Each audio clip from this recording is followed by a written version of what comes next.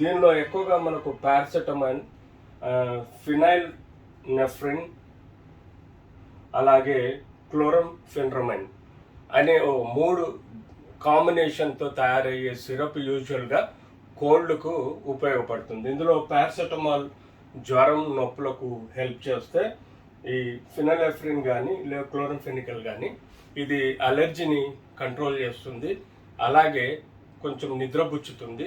తద్వారా పిల్లలు ఎడవకుండా పడుకునే ఆస్కారం ఉంటుంది. ఇలాంటి సిరప్లో మనం యూజువల్గా ఈ డైఇథిలిన్ గ్లైకాల్ అనే ఒక ఏదైతే కారణం ఉందో, డెత్ కారణమో, అది యూజువల్గా 0.25 వరకు కలపవచ్చు. కానీ అది ఈ యొక్క డైఇథిలిన్ గ్లైకాల్ అన్నది దాన్ని ఒక సిరప్ని 2 years వరకు లిక్విడ్ ఫామ్లో ఉంచుద్ది, లూబ్రికెంట్గా ఉంటుంది, సాల్వెంట్గా ఉంటుంది. ఇలాంటి ఈ యొక్క డైఇథిలిన్ గ్లైకాల్ విత్ ఇన్ లిమిటెడ్లో 0.25 mg ఏదైతే పర్ కేజీ బాడీ వెయిట్ కలపాల్సిందో, అలా కాకుండా ఈ మెడ్రాస్ బేస్డ్ శ్రీషన్ అనే ఒక ఫార్మా కంపెనీ 48% అబోవ్ కలపటం వల్ల ఇది టాక్సిక్గా మారింది. ఈ యొక్క బ్యాచ్లో వచ్చిన ఈ సిరప్లో అబోవ్ 50% ఈ డైఇథిలిన్ గ్లైకాల్ అని పదార్థం ఎక్కువగా యాడ్ అవటం వల్ల ఈ బ్యాచ్ సిరప్స్ మధ్యప్రదేశ్లోని చింద్వారా జిల్లాలో ఎక్కువగా మరణాలకు కారణమవుతుంది. అసలు ఏమవుతుంది? దీనికి 2 రకాలుగా టాక్సిటీ ఉంటుంది. ఒకటి, ఇది కిడ్నీలను డ్యామేజ్ చేస్తుంది. 2, బ్రెయిన్ డ్యామేజ్ చేస్తుంది. తద్వారా చైల్డ్ కోమాలోకి పోయి చనిపోయే ఆస్కారం ఉంటుంది. సో అబ్సల్యూట్లీ నెఫ్రోటాక్సిక్ అంటే న్యూరోటాక్సిక్గా ఇది పరిగణలోకి తీసుకోవాలి.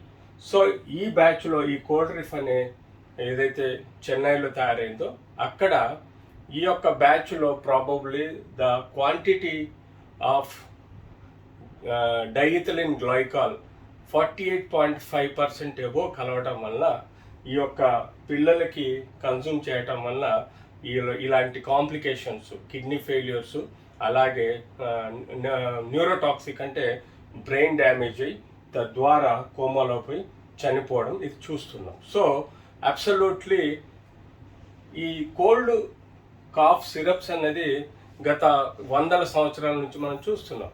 1931లో దాదాపుగా ఈ టాక్సిటీ వలన దాదాపుగా 100 మంది చనిపోవడం, అప్పుడు దీని మీద ఎంక్వైరీ జరగడం జరిగింది. ఆ తర్వాత దీని యూటిలైజేషన్ తగ్గించారు, దీన్ని క్వాంటిఫై చేశారు.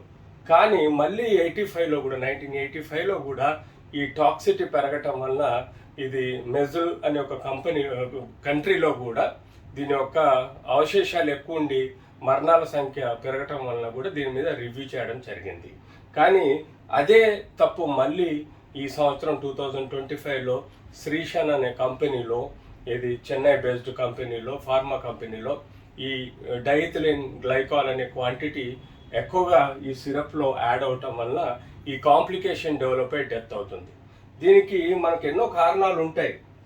టెక్నికల్గా ఇదొక టాక్సిక్ సబ్జెంట్ ఎక్కువగా వాడితే, ఇది మనకు రెజిన్స్, క్లాత్ ఇండస్ట్రీస్లలో మనము డ్రై అవ్వడానికి వాడే వస్తువు, అంటే డిహైడ్రేట్ చేయడానికి వాడే వస్తువు. ఇది కొన్ని లిక్విడ్స్ అంటే మన బ్రేక్ ఫ్లూయిడ్లో ఇది లూబ్రికెంట్గా వాడతారు. అలాగా ఇది ఒక ఇండస్ట్రియల్ ప్రోడక్ట్. డైఇథిలిన్ ఏదైతే గ్లైకాల్ ఉందో ఇది ఇండస్ట్రియల్ ప్రోడక్ట్, దీన్ని ఇండస్ట్రీస్కి వాడే పదార్థం. సో ఇది డిహైడ్రేట్ చేయడానికి వాడతారు, లిక్విడేషన్కు వాడతారు, సాల్వెంట్గా వాడతారు. ఇలా ఎన్నో ప్రొసీజర్స్లో ఇది ఇండస్ట్రీలో వాడే పదార్థము. ఇది కోల్డ్ కాఫ్ సిరప్స్లలో డ్యూరేషన్ అంటే లాంగివిటీ కోసం, ఎక్కువ రోజులు మాయిశ్చర్ మెయింటైన్ అవ్వడానికి కోసం ఇది మనకు సిరప్స్లో కొంత base 0.25 mg per KG body wait వరకు వాడవచ్చు. కానీ ఇందులో మితిమీరి ఎక్కువగా ఈ డైఇథిలిన్ గ్లైకాల్ వాడటం వల్ల ఈ మరణాలకు కారణం. కాబట్టి దీని ముఖంగా గవర్నమెంట్ స్ట్రింజెంట్ యాక్షన్ తీసుకొని ఈ యొక్క కోల్డ్ కాఫ్ సిరప్స్ మీద కంట్రోల్ అనేది ఉండాలి.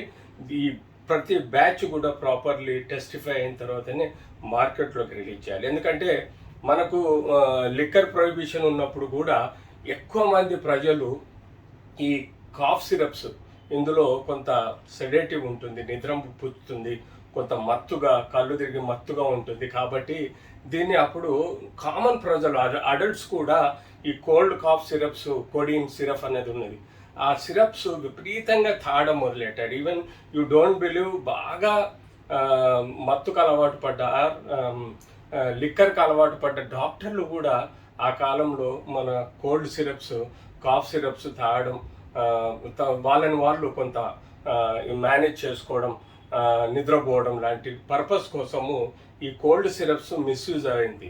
సో మనకు క్రమేణా ఈ కోల్డ్ సిరప్స్ మీద కూడా కొంత కంట్రోల్ తీసుకొచ్చారు, కానీ అబ్సల్యూట్ కంట్రోల్ లేదు. ఎప్పుడైతే ఇప్పుడు ఇలాగైతే అల్జలామ్ ట్యాబ్లెట్స్ విపరీతంగా మార్కెట్లో వాడటం వలన, మిస్యూజ్ చేయటం వలన ఇలాగైతే దాన్ని కంట్రోల్ చేయగలిగారు. కానీ గ్రే మార్కెట్లో ఇది అవైలబుల్ ఉండి కేజీ 2 lakhs 3 lakhs అల్జలామ్ సిరప్ పౌడర్ దొరకడం, ఇట్లాంటి నార్కోటిక్ డ్రగ్స్ని మనము జాగ్రత్తగా డ్రగ్స్లలో వాడాలా, లేకపోతే ఇది మానవాళి మీద ఎక్కువగా ఎఫెక్ట్ అయ్యి ప్రజల్ని చంపేసే ఆస్కారం ఉంటుంది. కాబట్టి ఇందులో మనం బేసిక్గా ఈ డ్రగ్స్ ఎప్పుడైతే బయటకు వస్తాయో ఎథిక్స్ కమిటీ, అలాగే DCGA, అలాగే కంపెనీస్ BABE స్టడీస్లలో ప్రాపర్గా ప్రతి బ్యాచ్ క్వాలిటీ క్వాంటిటీ చెక్ చేసిన తర్వాతనే ఇది మార్కెట్లోకి రిలీజ్ అయ్యే విధంగా చెక్ చేసుకోవాల్సిన సోల్ రెస్పాన్సిబిలిటీ DCGA. కాబట్టి